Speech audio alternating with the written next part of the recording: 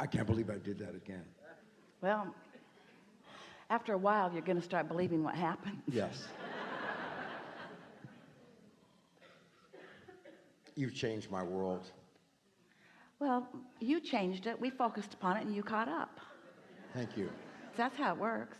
People say, oh, Abraham, I've been following you. And we say, we're following you. We're following you. You're launching the rockets. We're following the rockets. And then we stand there where you pointed us to be, and we hold the light for you to find. And when you do, acknowledge that that's what happened. I created this. I lined up with this. I'm living this. Thank you so much for that, because I'm getting good at this. Yeah. Yeah. And when things don't happen the way I expect them, I start to say, wait a minute. They always happen the way you expect them. When I discover that my expectation is out of whack, I'm starting to notice it. When I let life train me into expectation that is bogus, I'm starting to notice that. Let's use expectation in the real way. I get what I expect. It's never other than that. I expected to get called up here today. Yeah, obviously. It's easier for you the second and third and fourth time. The audience hates you for it because it feels like injustice. So when positive things happen which induce positive expectation, that's why things, the better they get, the better they get, the better they get, the better they get. It's also why the worse they get, the worse they get, the worse they get, the worse they get. So what we're asking you to do is to expect outside of what's happening. It's easy to get called on and then expect it again. The hard thing is to not ever have been called on and then get called on. The hard thing to do is to expect around the reality that has your attention. And that's what we talk about all day, every day, isn't it? Find a way to care so much about the way you feel that you're not willing to think a thought that doesn't feel good, even if it makes the most sense. I've never had any money. Nobody I know has ever had any money. My family's never had any money. Therefore, I don't expect to have any money. Well, that's not helpful. That's not helpful. It's going to turn out the way you expect it to be. So you've been taking this in. Of course. So what is it you want to talk about here and now? What's new for you? I want to get better at the fine-tuning of my desire, my expectation, and all of that. I have started to realize that I can manifest things almost instantaneously with just giving it a passing thought. Oh, I'd like to have that. On things that you haven't practiced otherwise. If it's a new thing that you don't have an expectation about, the universe will deliver it to you nearly immediately because there's no push and pull going on in you. But if it's something that you've wanted for a while, so you've got some expectations that are pushing it away while your words are trying to pull it to you, that's what you want to be aware of. And your emotions are what tells you about that. So here's our encouragement. Stay off those subjects. Don't try to teach yourself on the subjects that are difficult. Teach yourself on the subjects that are not difficult, which means choose new subjects. Choose new subjects. Universe, today I would like to see evidence of happy people. Universe, today I would like to see evidence that you know what I've been thinking about. Universe, today I would like to see obvious motion forward for me on something where I haven't been moving forward on before. Universe, today show me progress about something. Now, you see, the way the question is pointed, it's so vague you're not blocking it. You're general enough that you're not blocking it. But when the universe shows you this and this and this and this and this and this and this and this and this, you'll remember. In other words, the way your expectations change is when you ask for something that you really don't quite believe, but your ask is clear enough and you're not believing is foggy enough that the universe can give it to you. That's how you bridge your expectations. And after a little while, you'll begin to feel invincible. Absolutely invincible. You can change the weather. You can rendezvous with everything that you want. There's nothing outside of your ability to modify it in the direction of your desire. I have to tell you that my whole life, particularly when I was a child, I knew that this was a thing. I knew that this was a thing. When I would see movies like Harry Potter or things with magicians or things like that, I knew that there was something to that. I knew that there was something to, I can create from my mind. And people would say, that's ridiculous, or what are you doing? Why aren't you calling that person? Why aren't you putting more action in that? I knew somehow that sometimes that would be counterproductive. I knew that I could create a situation through my focus in my mind. And so I'm so grateful to finally have manifested you into my life to show me that that is in fact true. I had given up on a lot of things coming in my life, and by the way, I'm an actor too. It seems to be a theme today.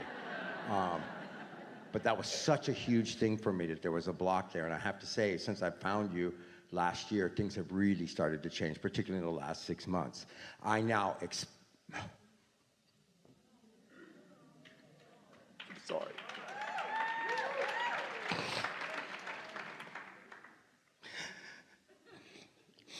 I have begun to expect my dreams to come true again.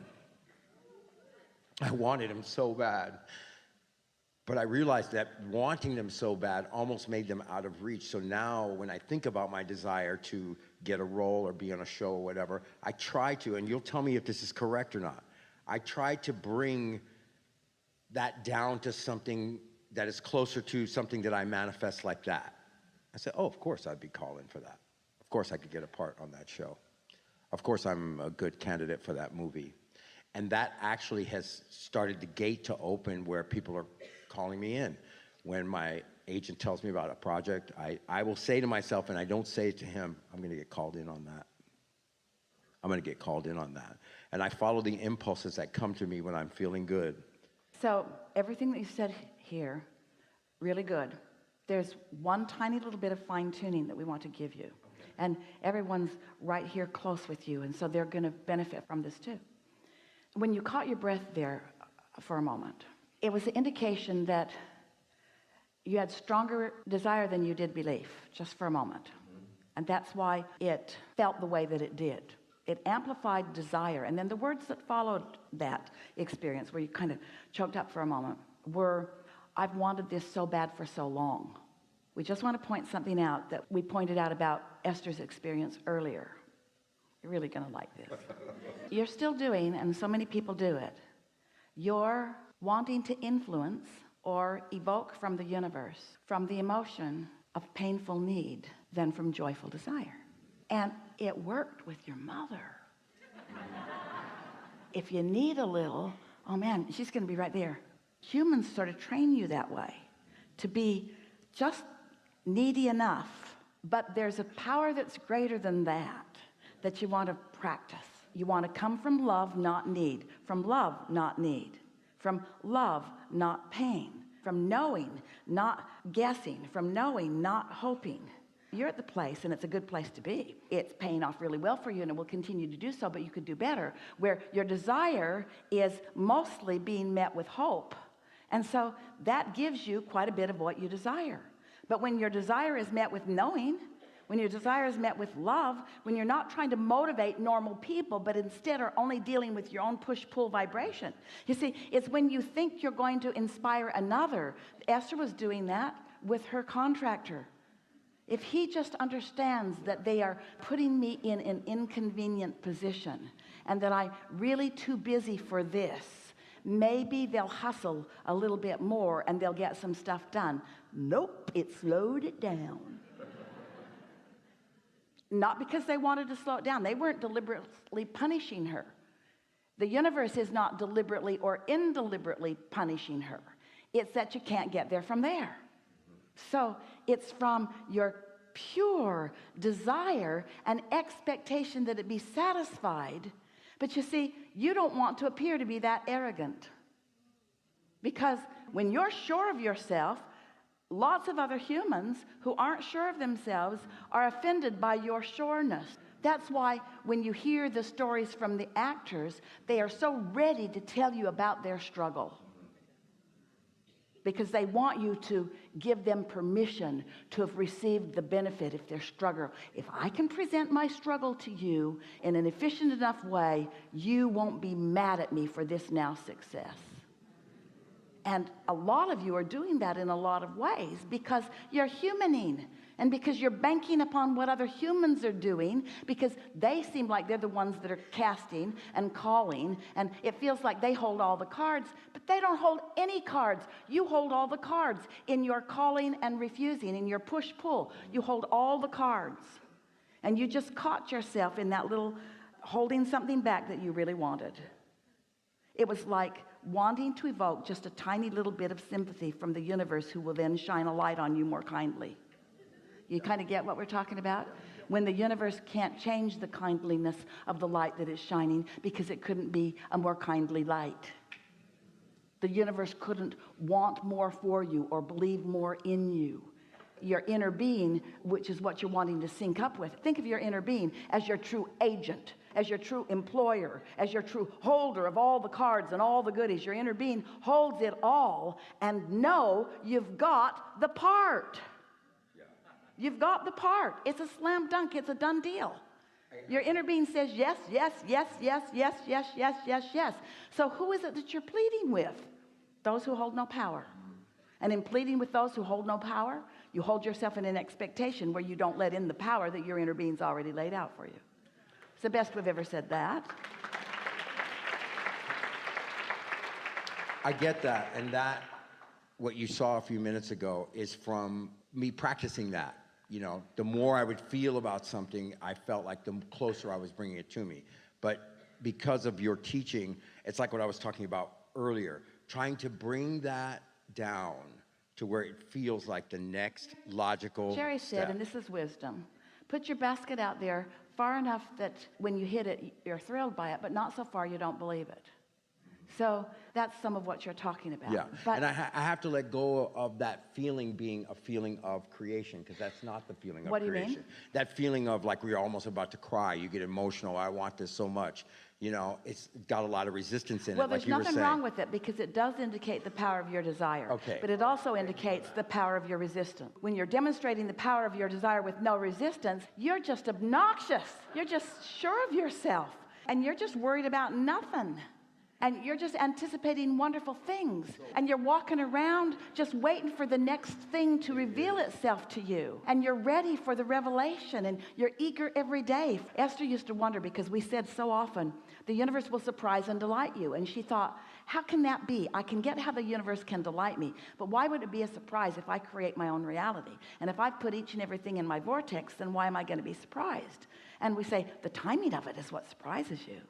The timing and the combining of the things that you want. The things that you put into the vortex have been spun into this magnificent combining. And when you hold yourself, as you are beginning to do, steadily in that place of positive expectation, then there's just delight after delight after delight after delight. And so when someone meets you, you don't seem like an actor who is yearning for the job. You appear to them to be the actor that knows that he's got the job. Do you know why so many of the big projects cast the same actors? Because once they've been cast, they expect to be cast. So it seems like they only pick from them, or they mostly pick from them.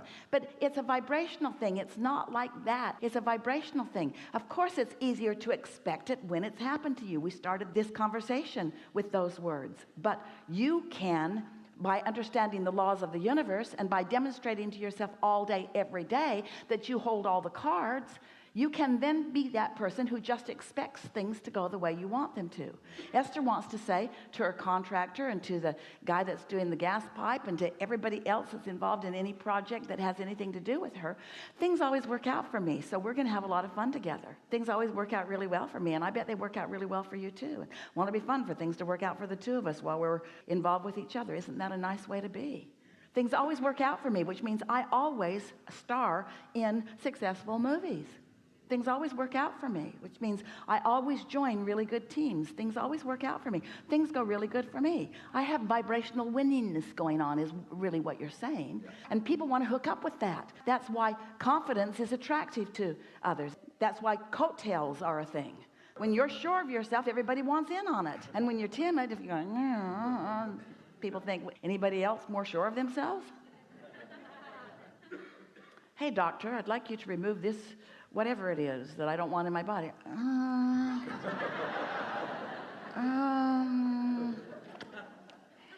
I might move on to someone more confident. Good enough? Yes. Really good. Thank you so much. Really good.